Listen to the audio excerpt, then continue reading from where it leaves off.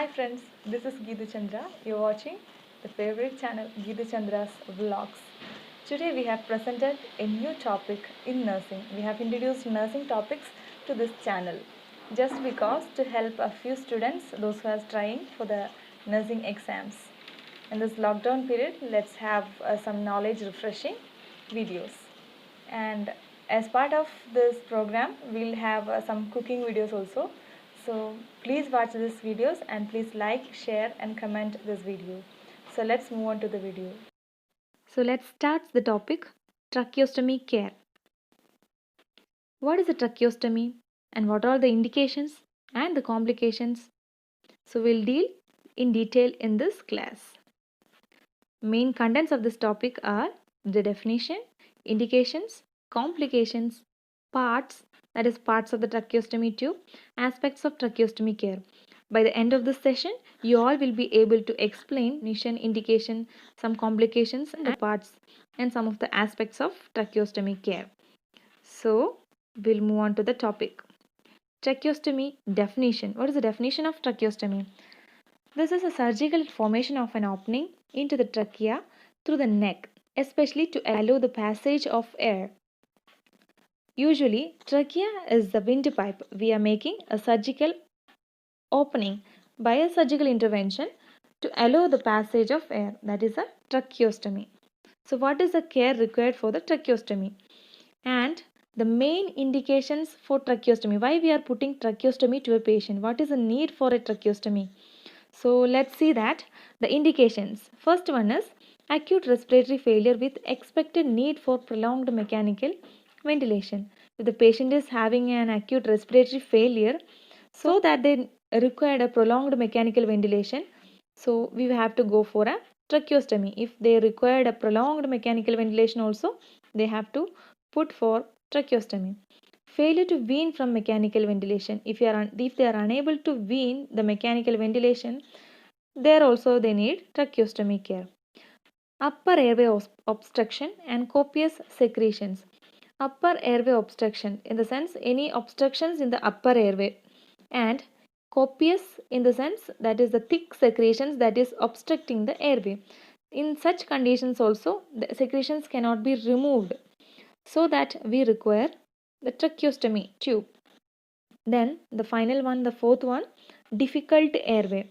The patient is having a difficult airway, we need to put tracheostomy. So we'll move on to the next subheading. What are the complications of tracheostomy? It is mainly three types. We can categorize it into three types. Immediate complication. What are all the complications that is occurring on the immediate onset?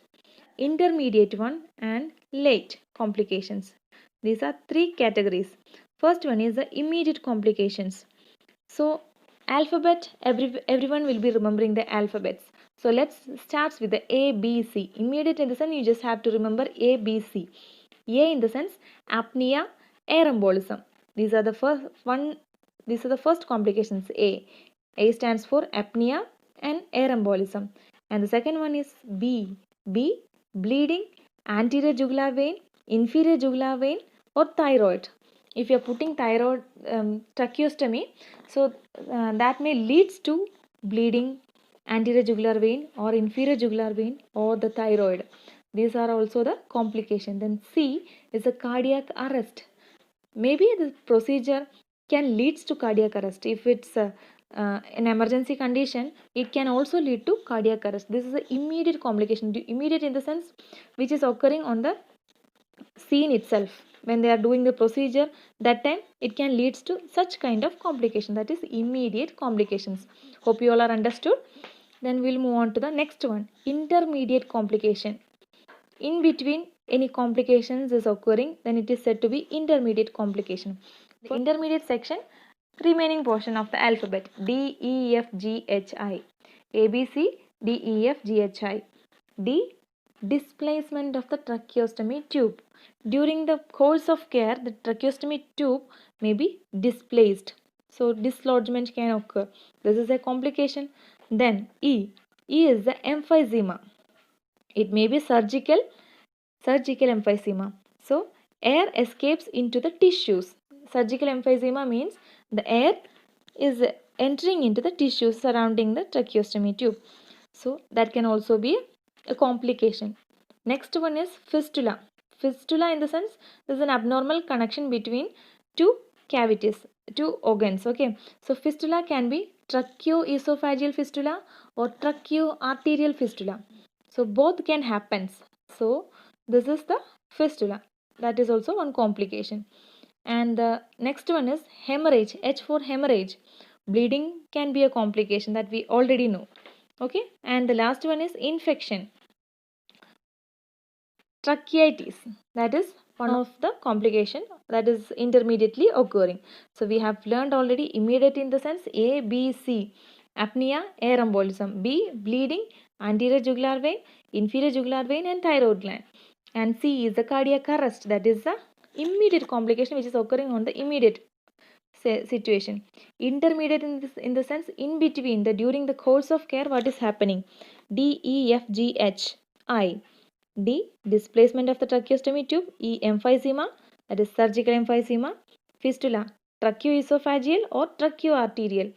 Then G, G is you have to put into, there is no reasons with G. The next one is hemorrhage.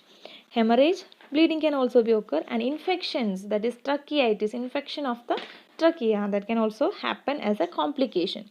So the next one is the late. So here you have to remember the word best. Okay, what is the word best? Best, how we can pronounce it, how we can fulfill it? BE, that is bleeding. Lately it cannot happen. After a long time you can have a bleeding as a complication of tracheostomy. Then yes, S for stenosis. Stenosis, what is stenosis? Stenosis is the narrowing of a cavity. Laryngeal stenosis or tracheal stenosis, this both can happen. So S is stenosis. T in the sense tracheocutaneous fistula. This can also be happen in this condition. So at the end stage, the patients may affect with best. You just remember this. Don't write best in the exam. Easy word to remember your points. Best in the sense bleeding. S for stenosis, laryngeal or tracheal, and the T for tracheocutaneous fistula. Hope you are clear in this topic. So let's move on to the next one. What are the parts of the tracheostomy tube? Have you seen the tracheostomy tube in detail? Yes, I think you all are familiar with this tube. And it has an outer cannula and faceplate, shaft, fenestration, cuff, pilot balloon, inner cannula. These are the parts of the tracheostomy. So we have to take care of these things. When we are inserting the inner cannula, it should be done in a sterile manner. Although all those things you know, I think. So we will move on to the next topic. Aspects of tracheostomy care. What are the tracheostomy care and what is the aspects? What are the things to be taken care in the tracheostomy care? This is the main nursing part. Okay. First one is humidification. Humidification is humidified oxygen to be given. Otherwise, the secretions will be getting more thicker that can block the airways and can eventually leads to hypoxia, lung collapse. So humidification is must and should. The next one is inner cannula care. What is the inner cannula care? Once in an 8 hours, inner cannula care should be done. It is done in a sterile procedure. So inner cannula care should also be done at least 8 hours. Then third one is stoma care. Stoma care is the main part of nursing care. We have to clean the stoma with a normal saline. Change ties every 4th hourly. When it is soiled also, you can change it. Otherwise, it can lead to infection. So stoma care is the very important part of tracheostomy care. And the next one is suctioning. If you fail to do the suction, it can lead to blockage of tracheostomy tube and eventually leads to cardiac arrest. So suctioning is the main part of tracheostomy care. So before doing suctioning, you have to wash your hands every 2 hours or whenever required. Do suction not more than 5 to 10 seconds. Okay. Then cuff pressure.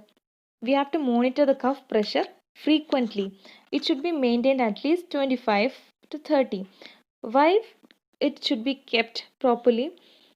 This is to locate the tracheostomy tube in position, and at least for 2 hours we have to release the cuff pressure, otherwise there will be a edema on the stomach side, the tracheal side, so that we have to take more care for the redness, swelling, or any other abnormalities on the site. Then the last point is tie of the tag. So when you tie the tag, it should be at least one finger loose to prevent more tight to that site. It can lead to edema or swelling or redness on the site. This is a very important thing that should be taken care when you are tying the tag for tracheostomy. So these are all the topics. So I think, hope you all are understood very well. So let's see with the next topic. Thank you.